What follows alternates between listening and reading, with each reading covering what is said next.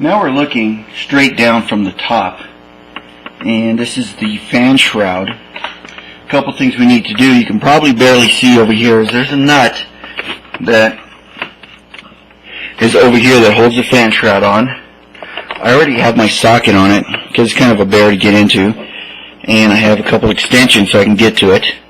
And we're going to take that nut off.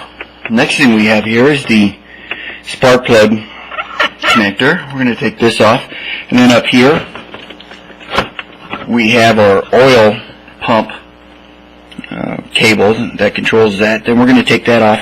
This whole fan shroud's going to come off, and we'll have the access to the head, and then we'll get it started on the head. So let's get this.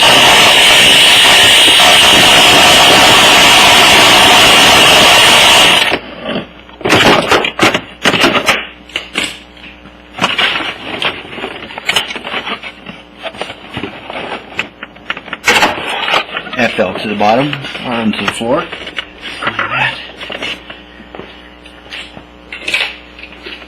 Put it in our handy dandy tray, the rest of our screws.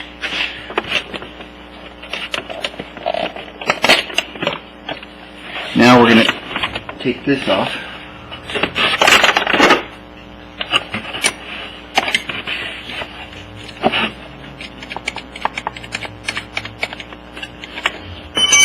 Let's do it this way instead. Put this back to where it started, and we'll pull the other side off. And it'll be somewhat still adjusted. Okay. And I need to pull it out.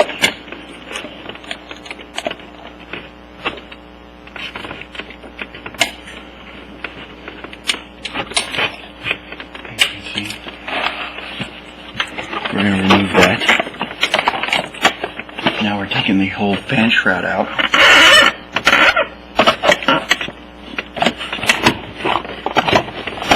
You got to twist it a little bit to the side and then lift it out like this. As you can see, here's the head that we're going to be replacing. This is a Malossi head, and the Malossi head air-cooled. What we're going to do is go ahead and pull these 4 bolts out, pull the head off. That's what we're going to get. So let me grab my tools and I'll get started on that. I have my socket out and I'm starting to remove bolts. All 4 of them need to be removed. Something I already prepared for is once I pull the head out, I'm going to stuff a paper towel in the case. And that's just to prevent anything from falling down in the case and trying to fish it out later. It's nothing more disturbing than to have one of the wrist pin retainer springs that fall down in the motor, and then you have to go and get a magnet and fish it out. So let's get this done.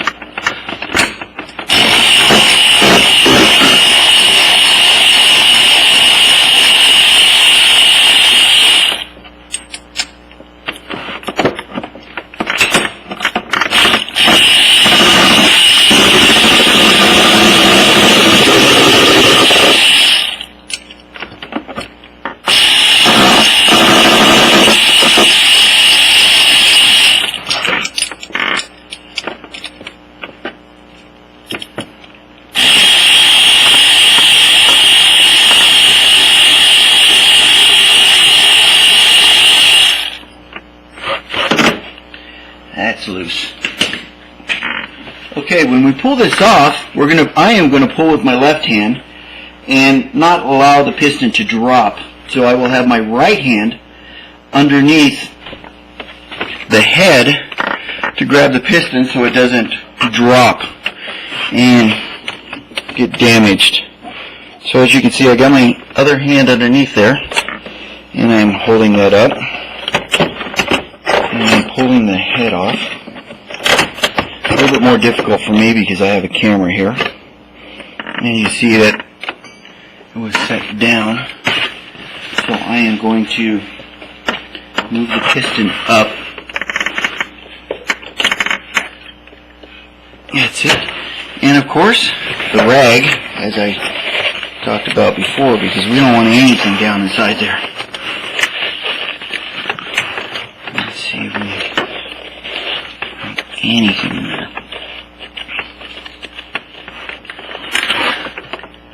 Alright. Let me get the head out of the way here. It's kind of in the way.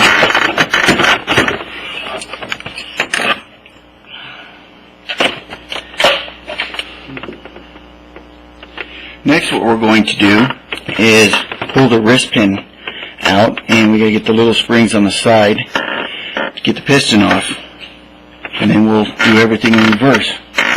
Something that you might notice here is that the gasket came off really nice and clean.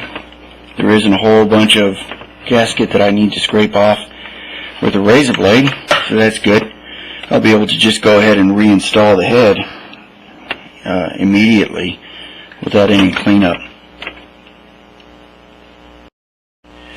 Alright, what we're doing is we use this handy dandy tool here, and I grabbed the ring, the retaining ring, the wrist retaining ring off this side, and as I was pulling it out with this, pow, and I was just trying to get it a little bit loose, and for the video I was going to pull it the rest of the way out. Well, little loose was too loose, and it caught air. We heard it bounce off the garage floor 2 or 3 times, and it found a new home in the garage someplace. So it's gone. And that's the main reason why we put this in here, is when that happens to pop loose, and we don't want it to shoot down into the motor and get lost and have to fish it out. That's the whole reason for this. That retaining ring might turn up. If not, I have a few others around here I can use when I install this head onto the People 50. So now what I'm going to do is go ahead and pull the wrist pin out. I have these small pliers, and I'm just going to push them in, and as you can see, the wrist pin is starting to pop out the other side. And then after I push it in, I'm going to push on the wrist pin itself, and as you can see, it's pushing it out. A couple things you want to be aware of is there is a wrist pin bearing in here, so we want to be sure we don't drop that onto the floor. So let me pull this out. There we go. Here's your piston, here's your wrist pin, and right in there is your bearing. I'm going to go ahead and leave that in there because I'm going to put the other piston on here quite quickly.